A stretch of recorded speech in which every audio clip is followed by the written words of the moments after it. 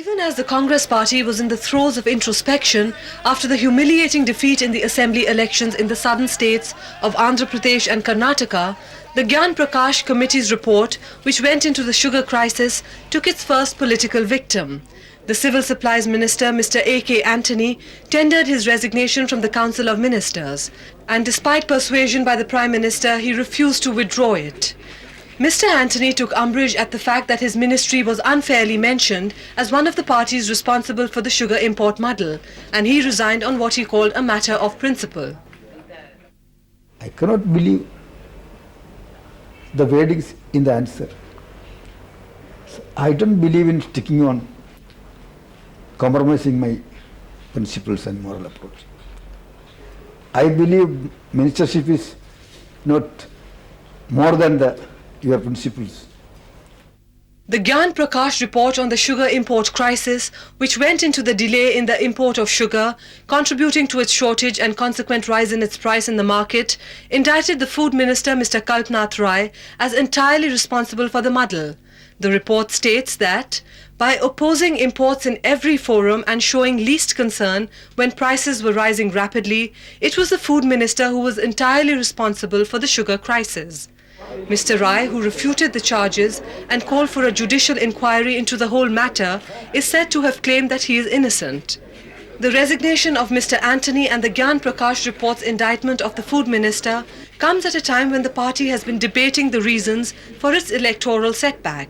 In fact, these developments have given ammunition to many congressmen who have called for a need to overhaul the party's image both in the government and the organization if it is to redeem itself in the February state elections and subsequent general elections.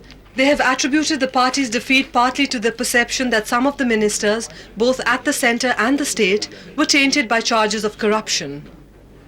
Prime Minister has assured us, and I am convinced that Prime Minister is keen to see that image of the party remains high, in the public eye. We should be visible fighting corruption, and that's what we have raised in our discussions, and we are all one in that.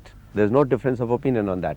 We continue to put our efforts in that, and if we cannot root out corruption in total, at least we should be seen fighting corruption and reducing and eliminating to a minimum level. Many observers contend that it was in order to force the issue and make it easier for the Prime Minister to get rid of the tainted ministers by reshuffling his cabinet and revamping the party's organization that 18 mid-level and junior ministers offered to resign. I met the Prime Minister and said that those ministers who have been tainted, who are perceived, rightly or wrongly, is not the issue, to have some mud stuck at them. I think they must go.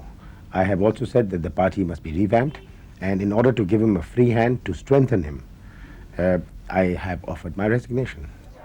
Stung by the humiliating defeats in the recent state elections, some partymen have also accused the Congress party of having acquired a pro-rich image, which has alienated the party from the grassroots.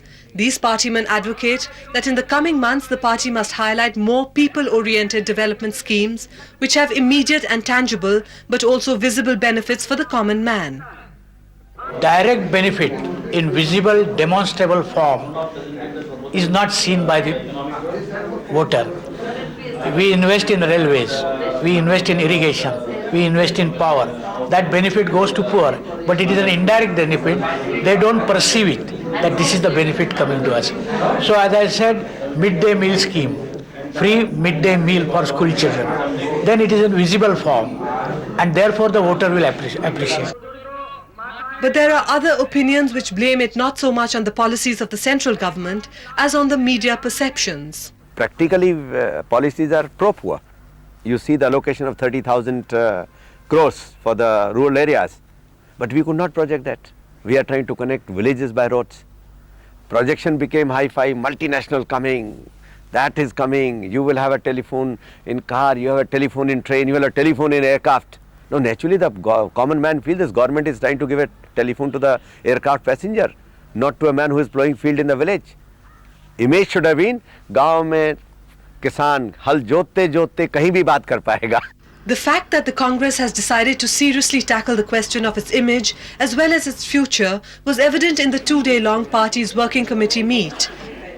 Congress Working Committee as well as Congress Party in the Parliament is thinking how to reach the masses and to explain what are the works which the Congress Party has done so far and what are the things which we want to implement, what are the program and policy. We want to reach them much in advance so that the people should know what the Congress Party stands for. While there were attempts to apportion blame on many factors, there was need felt in some quarters that the party needs to address the crisis facing it with a well-thought strategy. A group of congressmen have even suggested that in the overhauling of the government and the organization, younger and dynamic elements in the party should be given more responsibility. Younger people have to be brought up. If the party could remain strong and party could deliver the results, and that is the spirit behind involving the young people in the team. In the aftermath of the state election defeat, analysts are certain that in the coming days, the Congress party must handle various issues raised by its critics with a measure of seriousness. But whether the new direction suggested by its strategists will result in an energized party ready to face future electoral challenges more confidently is a moot point. The only thing certain is that the defeats have suddenly stirred the party out of its complacency.